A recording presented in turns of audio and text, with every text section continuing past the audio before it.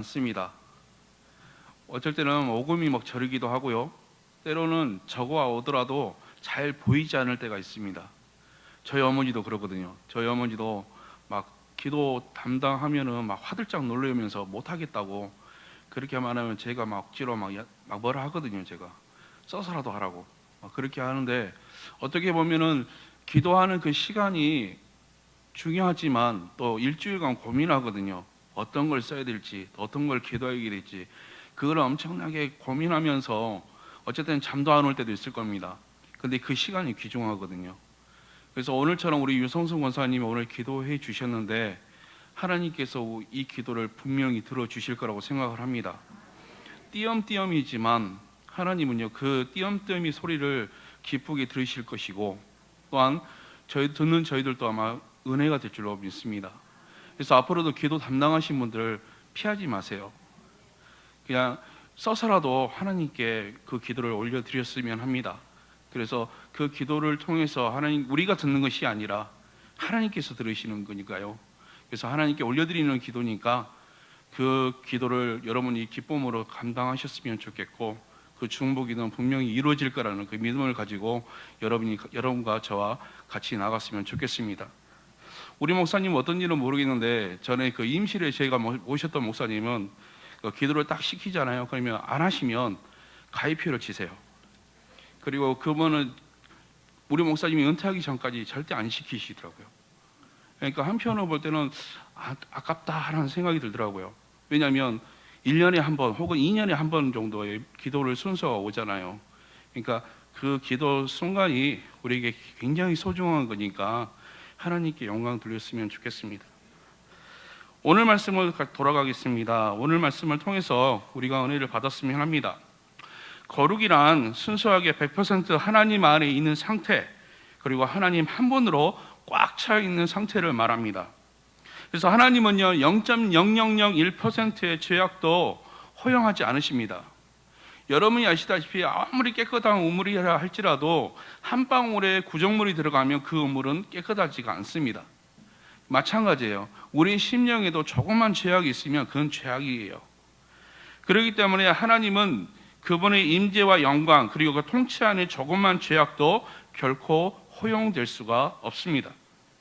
그래서 하나님은 이사야를 하나님의 사람으로 부르시기 이전에 우시야 왕을 이 땅에서 떠나게 하십니다. 이서 이사야가 다른 세상의 방법과 힘을 의지하는 것이 아니라 홀로 하나이신 하나님 한 분만을 의지하며 나아가기를 원하신다는 것입니다.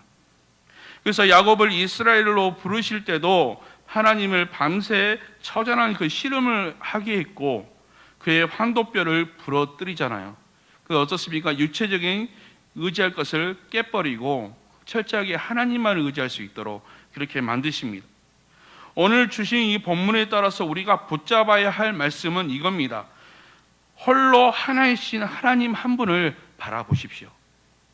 그 어떤 배경도 그 어떤 것도 우리가 의지할 것이 아니라 우리가 의지할 것은 하나님이라는 겁니다. 그래서 우시야 오늘 말씀을 보시면, 오늘 이사야 6장을 보면요, 1절 말씀이 이렇게 나옵니다. 우시야 왕이 죽던 해에 내가 본즉 주께서 높이 들린 보좌에 앉으셨는데 그의 옷자락은 성전에 가득했다고 말합니다. 그러면서 우시야 왕이 죽던 해, 그렇게 말합니다. 이 우시야는 역대하를 통해서도 언급이 되고 열왕기 상에도 하에도 언급이 됩니다. 그러나 우시야는요, 남유다 10대 왕입니다. 그래서 아버지가 이제 반역에 의해서 죽게 되자 16살 어린 나이에 왕이 됩니다. 그리고 자그마치 52년간 그 유다 땅을 다스리거든요. 그래서 여러 가지 그런 군사적으로도 굉장히 좀 강해졌고요. 여러 가지 일들을 합니다. 그래서 어떻게 보면 유다 그 분리, 남과 북이 분리된 그 나라 속에서 아마 그때가 이 우시야가 있었을 때 그래도 부강했던 때라고 볼 수 있습니다. 그 성경에 보면 이제 너무 잘 되니까, 일이 너무 잘 돼 버리니까 우시야 왕이 어떠냐면 말년에는 이제 교만하게 됩니다. 그래서 대신 제사를 드리게 되거든요. 그래서 나중에는 나병, 그러니까 문둥병이 걸리게 돼서 이제 그 말년은 비참하게 끝나게 됩니다. 이처럼 성경에서 말하는 게 뭐냐면 처음만 잘하는 게 아니라 끝이 좋아야 합니다. 그러니까 처음과 끝이 온전히 좋아야만 되는데 인간은 그렇지 못하는 것 같습니다. 처음에 참 잘하는데요, 그러면 마무리는 잘 못해요. 근데 여기 계신 분들은 마무리를 잘 하셨으면 좋겠습니다. 그래서 오늘 말씀을 보면 이제 우시아는요, 우상을 제거하고 하나님 앞에 신실했고 블레셋과 싸우며 주요 성읍들을 차지하는 공로를 세웠으며 무기 개발을 통해서 국가 안보에 힘썼을 뿐 아니라 농사를 적극 격려하여서 민생에도 힘썼던 사람입니다. 그래서 다윗과 솔로몬에 비할 만큼 분열 왕국 유다의 황건기를 이룬 왕이라고 볼 수 있는데, 이사야는 이미 우시아 통치 기간 중 궁중 선지자로 이렇게 활약을 했습니다. 그래서 우시아 왕은 하나님이 이사야에게 주신 그 영적 파트너로 이사야에는 이미 그와 동역하고 있었는데, 그러나 하나님은요, 우시아 왕이 죽었던 그 해 이사야에게 소명을 주시고 그리고 그를 부르시게 됩니다. 그래서 오늘 말씀을 통해서 이 1절 우시아 왕, 이것을 우리가 좀 주의 깊게 봤으면 좋겠습니다. 우시아는 과연 무엇을 의미할까요? 한 사람이 왕으로만 의미하는 것이 아니라 여기에는요, 두 가지 의미가 있습니다. 첫 번째는 번영, 안정, 부흥, 힘을 의미한다는 것입니다. 그래서 우시아는 우리가 의지하는 안전한 배경이고 무기일 수도 있습니다. 그래서 사람에게는 자기는 나름대로의 우시아가 있어서 그에게 기대기를 좋아합니다. 우시아가 든든하면 든든할수록요, 영적 야성은 죽어갑니다. 그리고 우시아가 크고 대단할수록 하나님을 신뢰한 일이 적어지고 기도는 소극적이 됩니다. 그리고 하나님보다 눈앞에 의지할 대상인 우시아를 믿으면 되기 때문에 그렇죠. 모세가 바로 앞에 섰을 때 바로는 모세의 요청을 즉시 거절합니다. 왜냐하면 바로의 배경은 애굽 왕국의 힘이 너무 크고 위대해서 하나님 말씀과 인도하심에 대한 절박한 필요를 느끼지 못했기 때문입니다. 두 번째는요, 우시아는 나의 버팀목이 될 수 있다는 것입니다. 우시아는 믿음의 리더 그리고 믿음의 직분을 의미하기도 합니다. 그래서 믿음의 리더, 믿음의 경력, 믿음의 동력자는 어떻게 보면 매우 중요합니다. 그러나 여러분이 가지고 있는 직분, 여러분과 교제 나누고 있는 믿음의 동력자, 그런 것들이 아무리 중요해도 하나님보다 더 중요하지는 않습니다. 그래서 많은 신앙인들이 사역과 믿음의 현장에서 정작 하나님을 의지하기보다 믿음의 직분이나 믿음의 경력 그리고 동력자들을 더 많이 의지하는 오류를 저지르곤 합니다. 그래서 이것은 또 하나의 우시아이기도 합니다. 여러분이 좀 들어보셨겠지만 고라당이라는 사람이 있습니다. 고라당이라는 그 무리가 있습니다. 자, 출애굽 후에 광야에서 모세에 대항해서 대대적인 쿠데타를 일으킨 이 고라당은 하나님을 모르는 무식한 이방인들이 아니었다는 것입니다. 그들은 애굽의 열장을 체험했고 그 다음에 홍해를 건넜으며 광야에서 만나와 메추라기를 먹었고 불기둥과 구름기둥을 체험했고 광야에서 오갈 데 없는 200만 이스라엘 백성들을 위해서 불처주와 섬기고 봉사했던 사람들이었습니다. 근데 그들이 모세에게 반역한 이유가 뭘까요? 그들의 이유는 뭐냐면 모두 이스라엘을 위해서였고 하나님을 잘 믿기 위해서였습니다. 그러나 그들은 자신의 영적 신앙과 경험과 틀을 하나님보다 더 중요하게 여겼다는 것이죠. 그래서 자신 안에 있는 믿음의 우시아를 뛰어넘지 못한 사람들이었습니다. 신약 시대로 넘어가 볼까요? 예수님이 자주 좀 야단을 쳤던 바리새인들 그리고 제사장들 어떻습니까? 그분들도 하나님을 몰랐던 사람들은 아니었습니다. 이들은 누구보다 성경에 박식하고 말씀과 삶의 균형과 조화를 위해 애썼던 내노라 하는 믿음의 선구자인 경건주의자들이었습니다. 그들은요, 믿음이 있었고 말씀을 알았고 그리고 매일 정기적인 기도 시간을 갖는 신앙인들이었습니다. 더군다나 이 사람들은 인간 땅에 실존으로 임하신 살아계신 성자 하나님은 예수 그리스도를 직접 보았습니다. 직접 보았을 뿐만 아니라 그분의 육성으로 영혼을 울리는 권능의 말씀을 들었습니다. 그리고 기적들을 봤습니다. 열조이나 혈루증을 앓았던 여인이 낳는 기적을 봤습니다. 안진병이 일어나는 기적도 보았습니다. 그리고 귀신이 떠나가는 역사도 그들은 보았습니다. 그럼에도 불구하고 그들은 어떻습니까? 예수님이 가까이 있었지만, 예수님의 말씀을 직접 들었지만 그가 하나님이라는 것을 알아보지 못했다는 것입니다. 그들의 믿음이 할 일이란 결국 예수 그리스도를 십자가에 못 박고 초대의 교회를 격렬하게 박해했습니다. 이처럼 자신의 영적 무시아 안에 갇히게 되면 예수님을 보여줘도 믿지 못하는 비극이 발생합니다. 오늘 우리 현실에도 한번 볼까요? 여러분, 신천지 어떻습니까? 신천지 우리보다 성경 말씀 더 많이 합니다. 그들은 14만 4천 명이 그 안에 들려고 성경 공부하는 사람들이에요. 말씀 우리보다 더 많이 합니다. 근데 어떻습니까? 믿음의 방향이 잘못되니까 그들이 알기는 알아도 제대로 알지 못하는 것과 같습니다. 그래서 하늘문을 열리는 탁월한 설교나 죽은 사람을 일으키려는 놀라운 기적도 아무 소용이 없다는 것입니다. 하나님에 대한 믿음이 없어서가 아니라 믿음이 잘못됐기 때문에 문제입니다. 그래서 하나님을 한 분만을 바라는 거룩한 믿음이 자신의 영적 틀 안에서 변질되었기 때문입니다. 그래서 하나님은요, 우리 안에 우시아를 죽이십니다. 우시아가 죽고는 비로소 우리를 하나님의 자리로 나아오게 하신다는 것입니다. 여러분, 예배를 드릴 때 하나님을 좀 바라보셨으면 합니다. 하나님을 여러분 마음으로 모셨으면 합니다. 그냥 우리가 아멘하고 다시 밖으로 나갈 때 예수님만 딱 내려놓고 우리만 나가는 것이 아니라 예수님과 동행함으로 우리가 세상에 나갔으면 합니다. 그래서 여러 가지 환난과 여러 가지 시험이 있다 할지라도 그 시험은 내 능력과 내 힘과 내 지혜로 이기는 것이 아니라 예수님께서 주신, 하나님께 주신 지혜와 힘과 능력으로 이겨내셨으면 합니다. 그게 우리에게 중요한 것입니다. 결국 하나님을 가리는 것은 뭐냐? 바로 우시아라는 것입니다. 내가 의지하는 그 무엇? 하나님이 보이지 않게 내 눈을 가리는 것이 나의 믿음, 나의 신앙, 그리고 나의 경력, 나의 자리이고 나의 동역자일 수 있습니다. 내 삶의 복으로 주어진 좋은 삶의 환경과 조건들, 그리고 생각만 해도 넉넉하고 든든한 믿음의 동역자들이 어떻게 보면 나의 믿음의 생활을, 나의 거룩을 방해하기도 하고요, 하나님을 보지 못하게 하는 가장 큰 방해물이기도 한다는 것입니다. 우시아가 죽으니까 어떻습니까? 이사야 눈에 보이는 것은 보좌에 앉으신 하나님, 그리고 성전을 채우시는 하나님이 있었습니다. 그리고 그 이후에 예배의 회복이 일어나기 시작합니다. 우리 2절부터 4절까지 한 말씀 한번 볼까요? 말씀 2절부터 4절까지 말씀 같이 한번 읽어보겠습니다. 시작. 스랍들이 모시고 섰는데 각기에 6 날개가 있어 그 둘로는 자기의 얼굴을 가리었고 그 둘로는 자기의 발을 가리었고 그 둘로는 날며 서로 불러 이르되 거룩하다 거룩하다 거룩하다 만군의 여호와여, 그의 영광이 온 땅에 충만하도다 하더라.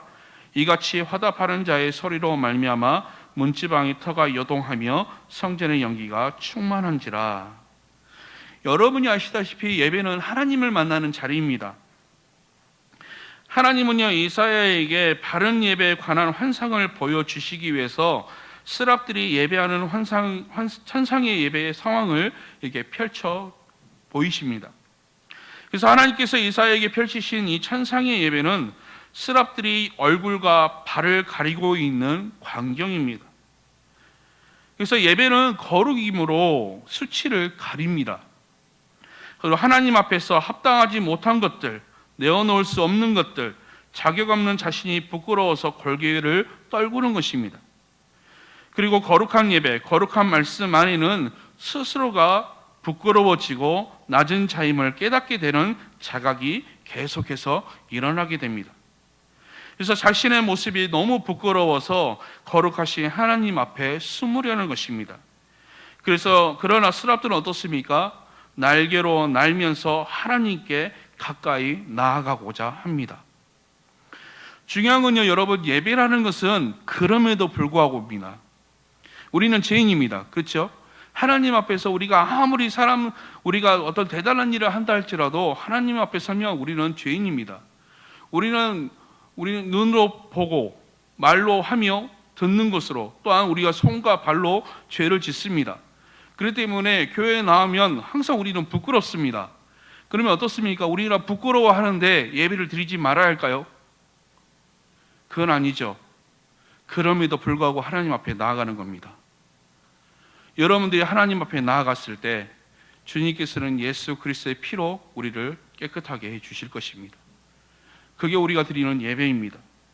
그래서 거룩한 하나님의 임재 앞에서 자신의 죄악이 너무 부끄러워 숨고 피하고 도망하고 싶은 모습과 그럼에도 불구하고 하나님의 임재와 은혜를 사모하면서 날갯짓을 하며 그 앞으로 나아가고자 하는 영적인 열망이 충돌하는 모습이 바로 찬상 예배를 통해 비친 광경이라는 것입니다. 동시에 거룩하다, 거룩하다라는 천사들의 그 찬양 소리가 넘쳐납니다. 그래서 예배란 그럼에도 불구하고 하나님의 거룩과 완전하고 온전하심을 선포하는 위대한 찬양이라는 것이죠. 그래서 온전한 예배를 드렸을 때 자신을 새롭게 돌아보는 자각과 통찰의 눈이 열리게 된다는 것입니다. 5절 말씀을 같이 한번 읽어보겠습니다. 5절 말씀 시작. 그때 내가 말하되 화로다 나여 망하게 되었도다. 나는 입술이 부정한 사람이요 나는 입술이 부정한 백성 중에 거주하면서 만군의 여호와이신 왕을 배웠음이로다 하였더라. 여러분, 신앙생활은요, 신앙이란 깨달음입니다. 어떤 사고의 깨달음, 감정의 깨달음, 그리고 행동의 깨달음입니다. 그래서 날마다 변해서 새 사람이 되는 것입니다.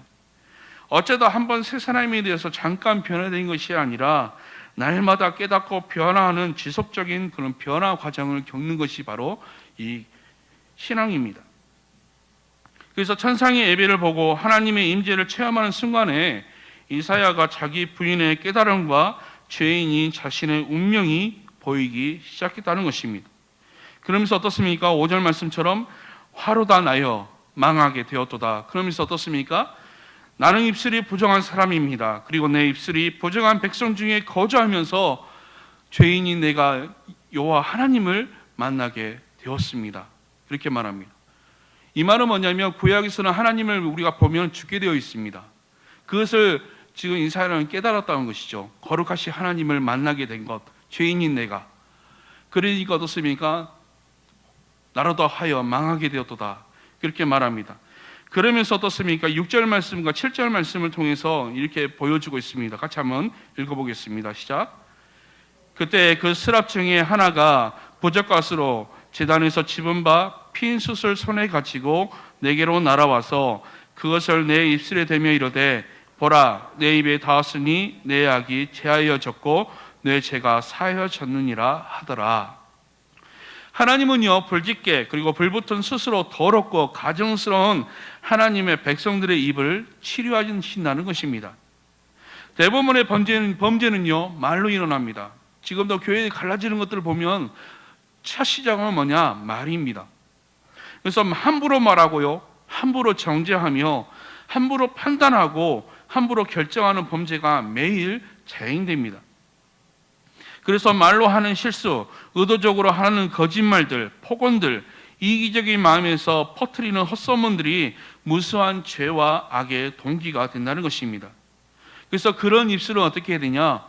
영적인 숯불로 지져야 합니다. 그래서 하나님의 선지자는 그 입술로 거룩한 말씀을 전해야 하기 때문입니다. 제가 지금 말씀을 전하는 저도, 그리고 여기 앉아 계신 우리 권사님, 장로님, 우리 집사님 똑같습니다. 말씀을 전해야 되는 입술입니다. 그 입이 거룩해져야 합니다. 어떻게 합니까? 우리는 스스로 그 입술을 지져야 되며 거룩해져야 합니다. 그래서 여러분, 말씀을 통해서 우리가 거룩한 영향력을 발휘할 수 있기 때문에 우리의 입술과 우리 몸에 있는 죄가 문제를 우리가 해결해야 합니다. 그러면 어떻습니까? 그 문제가 처리가 되면은 그 다음에 우리를 새롭게 부르시는 여호와의 음성이 들립니다. 여러분, 주님의 부르심에는요 순서가 있습니다. 처음에는요 목격하게 합니다. 어떤 것들을 보게 합니다. 그 다음은요 천사가 나타나서 입에 숯을 대고 우리의 부정한 모든 자리를 정결하고 거룩하게 치유합니다. 그리고 새롭게 된 우리 영혼을 향한 새로운 부르심의 음성을 들리게 합니다. 그래서 육의 문제가 처리되고 입술의 범죄 문제가 해결되면 부르심을 향한 새로운 하나님의 음성이 들리는 것이죠. 그래서 그 부르심에 자발적으로 헌신하게 됩니다. 자, 8절 말씀 같이 한번 읽어보겠습니다. 8절 말씀 시작.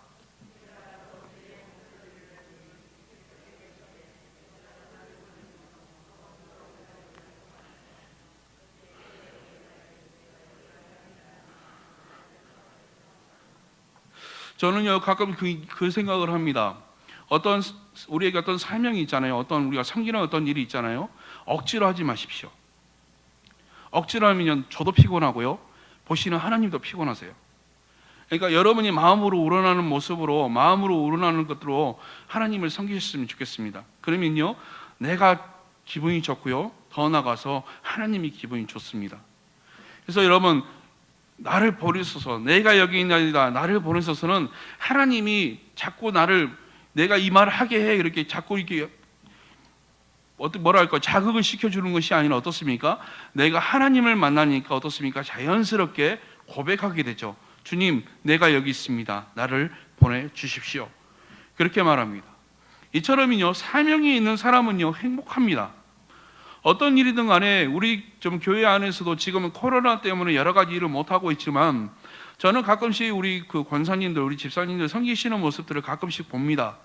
보면요 얼굴이 찡그리신 분이 거의 없어요. 대부분 얼굴이 밝으세요. 왜 그렇습니까? 하나님을 위한 것이거든요. 그리고 하나님을 위해서 하는 것이니까 내가 즐겁습니다. 그런 것처럼 우리가 사명이 있는 사람은 행복합니다. 자신의 할 일을 알고요, 자신이 해야 할 일을 하는 사람은 행복합니다. 하나님은요 세밀하시고 친절하시고 배려가 많으신 분이십니다. 그래서 하나님은요 우리를 부르시고 사용하실 때 섬세하시고 인격적이시며 구체적이십니다. 이런 하나님의 부르심을 받은 사람들은 거룩한 구루터기로 살아야 할 것입니다. 여러분들, 저도 늘 그 생각하지만 우리 어린이 친구들이요, 우리 어린이 교회학교 친구들 있잖아요. 우리 친구들이요 아무 생각 없이 다닌 것 같죠? 다 봐요. 장로님 어떻고, 권사님 어떻고, 선생님은 어떻고 다 봅니다. 여러분들이 그런 어린이 친구들에게 모범이 되었으면 좋겠습니다. 그래서 여러분의 모습을 통해서 난 이러한 사람이 되었으면 좋겠어, 나는 권사님이 되었으면 좋겠어, 나는 장로님이 되었으면 좋겠어, 그런 말들이 우리에게 들렸으면 좋겠습니다. 어쩌면 그 말이 최고의 칭찬이 아닐까요? 그러한 구루터기, 그러니까 어떤 대단한 일을 하는 것이 아닙니다. 여러분에게 주어진 자리에 최선을 다하시면 됩니다. 그렇게 되면 하나님께서는요 여러분들을 거룩한 구루터기로 세워 주실 것입니다. 그래서 어린아이들이 여러분의 모습을 통해서, 우리 청소년들이 여러분의 모습을 통해서 도전받게 될 것이고 은혜를 받게 될 것입니다. 이 땅의 일들은 모두 내가 할 수가 없습니다. 다 할 수도 없고요, 다 가질 수도 없고요, 다 이룰 수도 없습니다. 하나님이 이루어 나가시는 거대한 비전의 작은 퍼즐 한 조각, 그냥 누군가의 그루터기가 되는 삶을 살 뿐입니다. 그래서 하나님께서 우리에게 맡기신 자리에서 내가 감당해야 할 몫만 이루시면 됩니다. 그래서 하나님의 사람이 떠난 그 자리는 거룩한 그루터기가 남습니다. 거룩한 씨앗이 남아서 계속 하나님의 일이 진행되도록 바통을 이어가게 하십니다. 거룩한 그루터기를 남기는 믿음의 사람이 되시기를 간절히 바랍니다. 여기 계신 모든 분들, 하나님의 은혜가 여러분의 삶을 통해서 하나님의 향기가 바래지기를 간절히 바랍니다. 그래서 제가 권사님의 얼굴을 보는 것이 아니라, 제가 집사님의 얼굴을 보는 것이 아니라 예수 그리스도의 얼굴을 보았으면 합니다. 그러한 삶을 살아가는 저와 여러분 되시기를 간절히 바랍니다. 기도드리겠습니다. 고마우신 하나님 아버지, 말씀을 통해서 은혜를 받게 하여 주시면 감사드립니다. 예배를 통해서 우리의 모습들이 조금씩